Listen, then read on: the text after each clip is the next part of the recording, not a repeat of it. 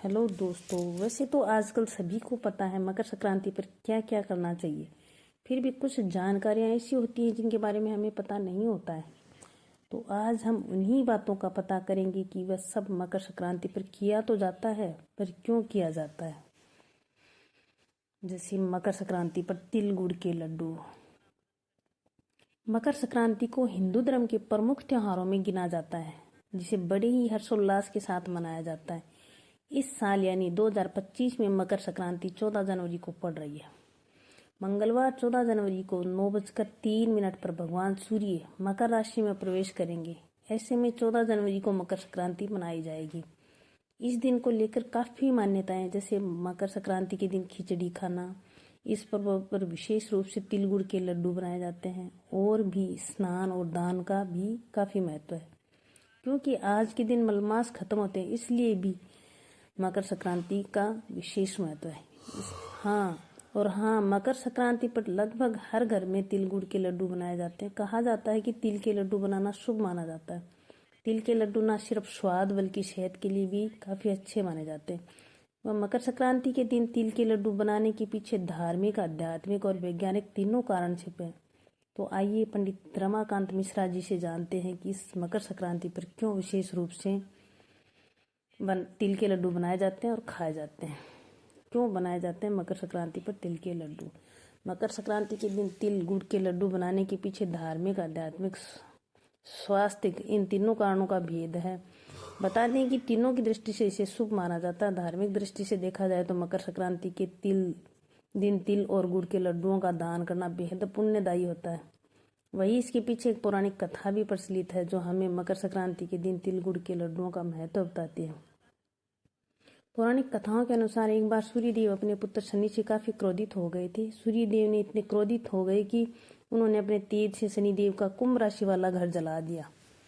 इसके बाद शनिदेव ने अपने पिता से माफी मांगी। फिर जाकर भगवान सूर्य का क्रोध शांत हुआ। क्रोध शांत होने के बाद सूर्यदेव ने शनिदेव से कहा कि जब भी उनका प्रवेश मकर राशि में होगा तो वो घर धन धान्य और खुशियों से भर जाएगा। मकर राशि शनिदेव का एक और अन्य घर माना जाता है।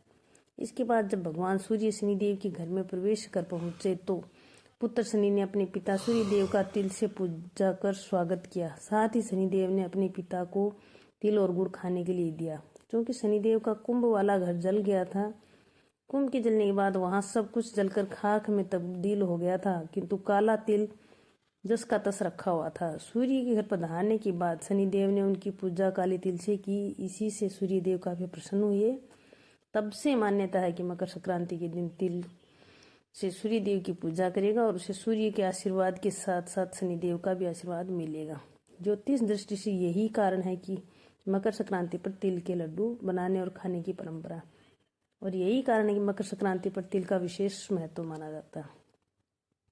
मकर संक्रांति पर तिल का दान। मकर संक्रांति के दिन सूर्य मकर राशि में प्रवेश करते हैं। इसके साथ ही उत्तरायण की शुरुआत होती है। इस दिन से शुभ मांगलिक कार्यों की शुरुआत हो जाती है। इसके अलावा मान्यता है कि संक्रांति के दिन तिल का दान महादान माना जाता है, बहुत पुण्यकारी माना जाता है। इसलिए इस दिन तिल के लड्डू खाने के साथ साथ दान करने का भी काफी महत्व होता है। तिल की जितना ही खिचड़ी बनाने का महत्व भी है इस दिन मकर संक्रांति को। मकर संक्रांति पर खिचड़ी खाने की मान्यता ये है कि कहा जाता है कि खिलजी के आक्रमण के दौरान नाथ योगियों को खाना बनाने का समय नहीं मिल पाया था। तब बाबा गोरखनाथ ने दाल, चावल और सब्जी को मिलाकर खिचड़ी बनाने की सलाह दी। इस भोजन से योगियों को तुरंत ऊर्जा मिली और उनकी सेहत में सुधार हुआ। मकर संक्रांति के दिन खिचड़ी खाने से परिवार में खुशहाली आती है। और मकर संक्रांति के दिन खिचड़ी खाने से सभी प्रमुख ग्रह मजबूत होते हैं। खिचड़ी में चावल का संबंध चंद्रमा से है और काली उड़द का संबंध शनिदेव से है। हल्दी का संबंध गुरु से है और हरी सब्जियों का संबंध बुध से होता है। मकर संक्रांति के दिन सूर्य मकर राशि से में प्रवेश करते हैं। इस दिन चावल, उड़द दाल वगैरह का दान किया जाता है और मकर संक्रांति के दिन खिचड़ी खाने के साथ साथ दान भी करना चाहिए।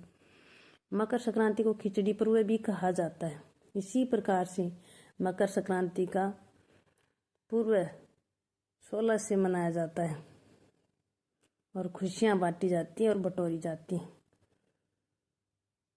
स्वस्थ रहिए, मस्त रहिए और तिल गुड़ के लड्डू खाते रहिए। जय हिंद दोस्तों।